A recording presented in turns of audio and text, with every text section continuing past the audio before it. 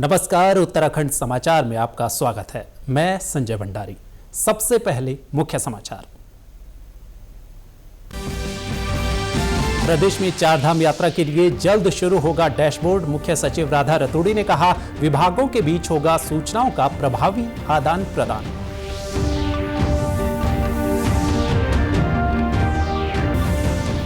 मुख्यमंत्री पुष्कर सिंह धामी ने कहा, बैडमिंटन से मिली प्रदेश को अंतर्राष्ट्रीय पहचान। देहरादून में राज्य स्तरीय बैडमिंटन प्रतियोगिता शुरू। सरकार खिलाड़ियों को दे रही हर संभव मदद। भारत संचार निगम लिमिटेड प्रदेश में शुरू करेगा 4G सेवा। 600 टावर लगाने की योजना। 51 गांव भी वाइब्रेंट विलेज योजना में शामिल।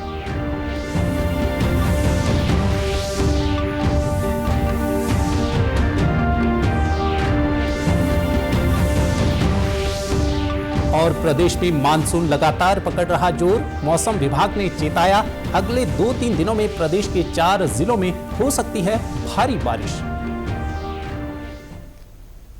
अब समाचार विस्तार से। 22वीं उत्तराखंड राज्य जूनियर एवं सीनियर बैडमिंटन चैंपियनशिप आज से देहरादून में शुरू हो गई है। यह प्रतियोगिता 28 जुलाई तक आयोजित की जाएगी। मुख्यमंत्री पुष्कर सिंह धामी ने प्रतियोगिता का उद्घाटन किया। इस मौके पर मुख्यमंत्री ने कहा कि बैडमिंटन के क्षेत्र में उत्तराखंड राष्ट्रीय और अंतर्राष्ट्रीय स्तर पर अपनी विशेष पहचान बना रहा है। लक्ष्य सेन सहित कई खिलाड़ी बैडमिंटन में इतिहास रचते हुए देश व प्रदेश का नाम रोशन कर रहे हैं। उन्होंने कहा कि वर्तमान समय में खेल के बेहतर अवसर एवं संसाधन मौजूद हैं। उन्होंने कहा, खेल के प्रति लगन और अनुशासन जीवन में नई ऊंचाइयां प्रदान करेगा। ये बहुत अच्छी प्रतियोगिता है, प्रत्येक वर्ष यहाँ पर आयोजित होती है। इससे हमारे जो खिलाड़ी हैं उन सभी की प्रतिभाओं का प्रदर्शन का अवसर मिलता है, खिलाड़ियों को आगे आने का अवसर मिलता है और कहीं ना कहीं मैं समझता हूँ कि उनको प्रेरणा भी मिलती है और प्रोत्साहन मिलता है। मुख्यमंत्री ने कहा कि प्रधानमंत्री नरेंद्र मोदी के नेतृत्व में खेलो इंडिया जैसे कार्यक्रमों से खेल को बड़े स्तर पर बढ़ावा दिया गया है। ओलंपिक में भारत के अच्छे प्रदर्शन के लिए खिलाड़ियों को अंतर्राष्ट्रीय स्तर की ट्रेनिंग व सुविधाएं दी जा रही हैं। हर अंतर्राष्ट्रीय स्तर के खेलों पर भारत के कदम निरंतर बढ़ रहे हैं। और बढ़ते हैं अगली खबर की ओर। मुख्य सचिव राधा रतूड़ी ने चारधाम यात्रा से संबंधित सभी विभागों को जल्द आरंभ होने वाले चारधाम डैशबोर्ड पर नियमित रूप से रियल टाइम डाटा अपडेट करने के निर्देश दिए हैं। उन्होंने कहा कि यह डैशबोर्ड चारधाम से संबंधित सभी विभागों के मध्य सूचनाओं के प्रभावी आदान प्रदान व डाटा शेयरिंग का माध्यम बनेगा। इससे विभागों में प्रभावी समन्वय स्थापित होगा। उन्होंने इसके लिए सभी विभागों में एक नोडल अधिकारी तैनात करने के निर्देश दिए। मुख्य सचिव राधा रतूड़ी ने चारधाम डैशबोर्ड में लोक निर्माण विभाग को यात्रा रूट पर पड़ने वाले ब्लैक स्पॉट, स्लीपिंग जोन, मुख्य मार्गों के अलावा वैकल्पिक मार्गों की जानकारी, मलबे, भूस्खलन या ट्रैफिक जाम से बाधित सड़कों, सड़क दुर्घटनाओं के आंकड़े अनिवार्य रूप से अपडेट करने के निर्देश दिए हैं। इसके अलावा यूकाडा को धामों में खराब मौसम या अन्य कारणों से हेली सर्विस रद्द होने की पूर्व जानकारी अनिवार्य रूप से अपडेट करने के निर्देश दिए हैं। प्रदेश में भारत संचार निगम लिमिटेड BSNL की 4G सेवा जल्द शुरू होने जा रही है। इस सेवा का लाभ राज्य के मैदानी इलाकों के साथ ही सीमांत क्षेत्रों को मिलेगा। इस योजना के तहत लगभग 600 टावर लगाने हैं, जिसमें 50% से ज्यादा का काम पूरा हो चुका है। भारत संचार निगम लिमिटेड के मुख्य महाप्रबंधक आलोक जयमल ने बताया कि केंद्र सरकार की वाइब्रेंट विलेज योजना के तहत उत्तराखंड की सीमा से सटे 3 जिलों पिथौरागढ़, चमोली और उत्तरकाशी के 5 विकास खंडों मुनस्यारी, धारचूला, कनाली छीना, जोशीमठ और भटवाड़ी के 51 गांव वाइब्रेंट विलेज कार्यक्रम में शामिल किए गए हैं। जैसे कि मैंने कहा है कि जो 4G सैचुरेशन जो प्रोजेक्ट है उसके अंतर्गत हम लोग 600 टावर लगा रहे हैं और इन 600 टावर से हम लोग लगभग 2700 गाँव को हम जोड़ेंगे और इन जो 2700 गांव हैं इन गांव में आज की जो टाइम पे कोई भी संचार सुविधा खासकर 4G सुविधा नहीं है और भारत सरकार का और BSNL का ये प्रयास है कि इसमें जो है इन सारे गाँव को हम लोग 4G के माध्यम से जोड़ देंगे। इसमें काफ़ी एडवांस स्टेज पे हमारा काम चल रहा है। टावर का जो है 50% से ज़्यादा हम लोग टावर खड़े कर चुके हैं और मेरा एज ए CGM उत्तराखंड मेरा ये पूरा प्रयास रहेगा कि ये हम गांव और ये जो सेवा है, खासकर हमारे जो दूरस्थ गांव हैं, जो हमारे सीमांत गांव हैं, जो हमारे बॉर्डर एरियाज़ हैं, इनको हम लोग अगले साल मार्च तक हम इनको 4G सेवा से हम इनको जोड़ दें।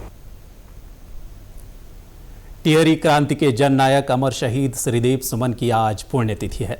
इस मौके पर प्रदेश भर में विभिन्न स्थानों पर उन्हें श्रद्धांजलि दी जा रही है। मुख्यमंत्री पुष्कर सिंह धामी ने उनके चित्र पर श्रद्धा सुमन अर्पित कर श्रद्धांजलि दी। उन्होंने कहा कि श्रीदेव सुमन ने अपने समय की कठिन परिस्थितियों में लोकशाही के लिए संघर्ष किया तथा अपने जीवन का बलिदान दिया। समर्पण एवं संघर्ष से परिपूर्ण श्रीदेव सुमन की जीवन गाथा सदैव हमें मातृभूमि की सेवा के लिए प्रेरित करती रहेगी। वहीं टिहरी में अमर शहीद श्रीदेव सुमन को जिले भर में भावपूर्ण स्मरण कर उन्हें श्रद्धांजलि दी गई। इस दौरान जगह जगह पौधरोपण अभियान चलाया गया। जिला कारागार में जिलाधिकारी मयूर दीक्षित ने श्रीदेव सुमन की मूर्ति पर माल्यार्पण किया। जिलाधिकारी ने कहा कि श्रीदेव सुमन की पैतृक गांव जौल के लिए जो भी घोषणाएं हुई हैं उन्हें प्राथमिकता के आधार पर पूरा किया जाएगा।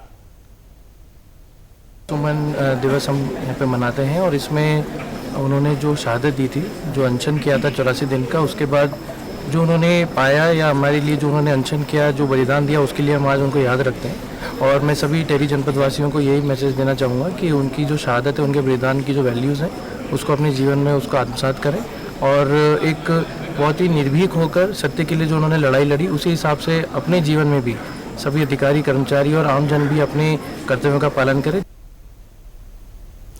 यहाँ रुकेंगे एक छोटे से ब्रेक के लिए, आप बने रहिए हमारे साथ।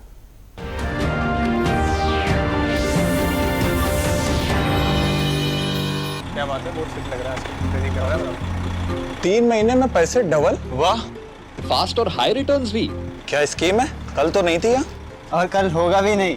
तूने कभी 5 ओवर में डबल सेंचुरी मारी है? ऐसे स्कीम के बहकावे में आके हम धोखा खा सकते हैं। और RBI कहता है अपना पैसा सुरक्षित रखो और समझदारी से निवेश करो। अगर ज्यादा रिटर्न के पीछे भागोगे तो रिस्क भी उतना ही उठाओगे, और फास्ट रिटर्न से बच के, और फास्ट बॉलिंग से भी। RBI कहता है जानकार बनिए, सतर्क रहिए।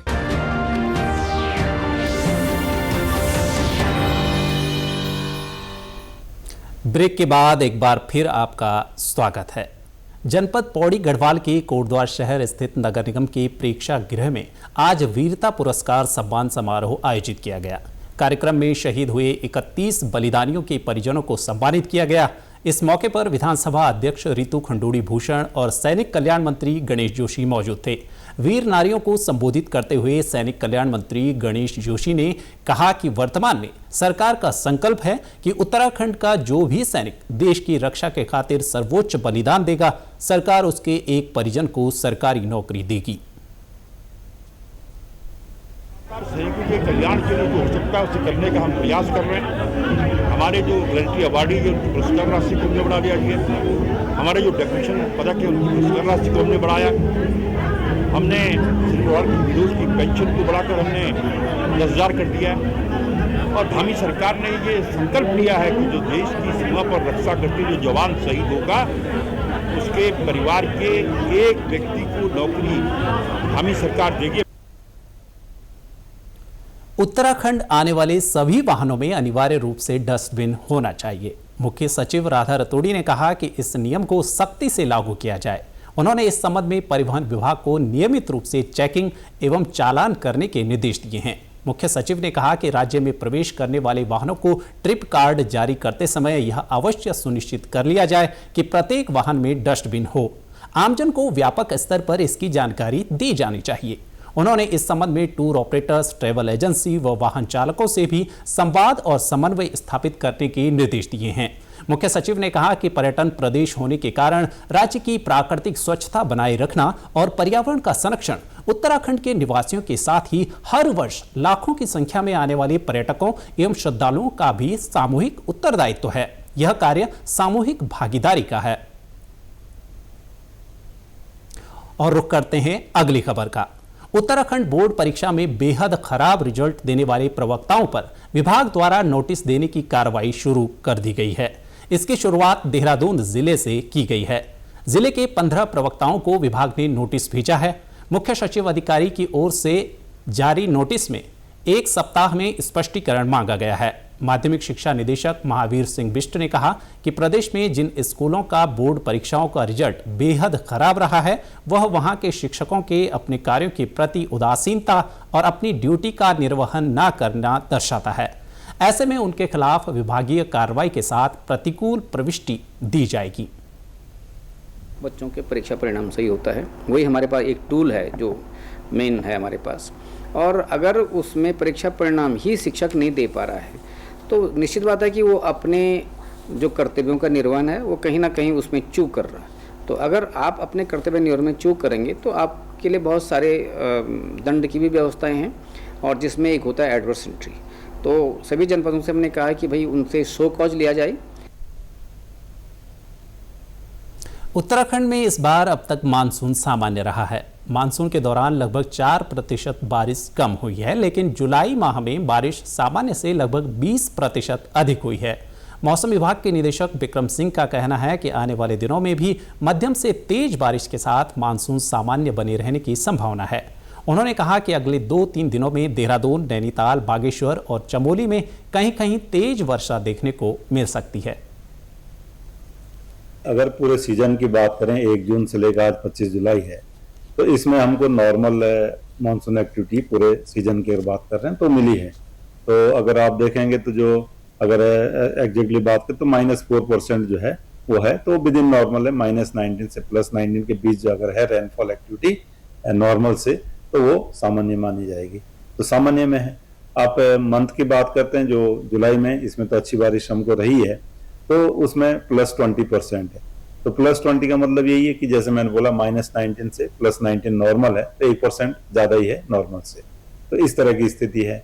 और ओवरऑल देखें, आज भी पास्ट 24 आवर्स में तो अच्छी एक्टिविटी रही है, वो सामान्य के आसपास रही है। हालांकि आज कल परसों में थोड़ा जो है मैं कहूँगा जैसे देहरादून है, इसी तरह नैनीताल है, और अंदर बात करें तो उसमें आज की अगर बात करें तो उसमें हमने बागेश्वर को रखा है और इधर में पौड़ी को भी रखा गया है। लेकिन कल से देखेंगे तो जो अंदर के डिस्ट्रिक्ट है उसमें जो है चमोली भी इंक्लूड हो जाएगा। तो चमोली, बागेश्वर और नैनीताल है, देहरादून है, तो इनमें आप विशेषकर देखेंगे कि एका दुका जगहों में हैवी रेन्स भी मिलती रहेगी। अल्मोड़ा के हेमवती नंदन बहुगुणा खेल स्टेडियम में आज से 3 दिवसीय मुख्यमंत्री उदीयमान खिलाड़ी उन्नयन योजना के तहत जनपद स्तरीय खेल ट्रायल प्रतियोगिता शुरू हो गई है। यह प्रतियोगिता 27 जुलाई तक चलेगी। प्रतियोगिता में जनपद के 11 विकासखंडों के 288 बालक बालिकाएं प्रतिभाग कर रहे हैं। ट्रायल प्रतियोगिता के प्रथम दिन आज 8, 9 और 10 आयु वर्ग के बालक बालिकाओं के बीच 30 metre flying start, standing broad jump, medicine ball throw, shuttle run, forward bend लंबी दौड़, हाई जंप प्रतियोगिता कराई गई। उप जिला खेल अधिकारी अल्मोड़ा अरुण बंग्याल ने कहा कि योजना के तहत सर्वोच्च अंक हासिल करने वाले बच्चों को 1500 रुपये प्रतिमाह छात्रवृत्ति दी जाएगी। योजना का आज शुभारंभ हुआ है जनपद स्तरीय, जिसमें 8 से 9 वर्ष बालक एवं बालिकाएं और 9 से 10 वर्ष बालक एवं बालिकाएं विभिन्न विकास खंडों से और नगर पालिका से यहाँ प्रतिभाग कर रहे हैं। लगभग 288 बालक एवं बालिकाएं यहाँ पहले चरण में आज प्रतिभा कर रहे हैं, जिसमें उनके लिए shuttle run, standing broad jump, 30 metre flying run, 600 metre run, ये और एजिलिटी टेस्ट, ये टेस्ट यहाँ पर आयोजित कर रहे हैं। और जिसमें जिनके अंक सर्वोच्च अंक होंगे उनका चयन इसमें किया जाएगा। इसमें प्रतिमाह प्रत्येक बच्चे को 1500 रुपये की छात्रवृत्ति दी जाएगी। कारगिल विजय दिवस की 25वीं वर्षगांठ के उपलक्ष्य में देहरादून के प्रमुख स्कूलों के 375 छात्रों के लिए राष्ट्रीय भारतीय सैन्य कॉलेज के थिमैया हॉल में सिम्फनी बैंड प्रदर्शन का आयोजन किया गया। इस कार्यक्रम का उद्देश्य देशभक्ति की भावना पैदा करना और सशस्त्र बलों की वीरता का स्मरण करना था। कार्यक्रम में Gorkha rifles regimental centre, Kumaon regimental centre और बंगाल इंजीनियर ग्रुप के बैंड ने मनमोहक प्रदर्शन किया। बैंड ने सैन्य साहस और जोश के साथ देशभक्ति और मार्शल धुनों से युवा दर्शकों को मंत्रमुग्ध कर दिया। यह कार्यक्रम कारगिल युद्ध के दौरान हमारे सैनिकों की बहादुरी और बलिदान को श्रद्धांजलि देने के लिए था।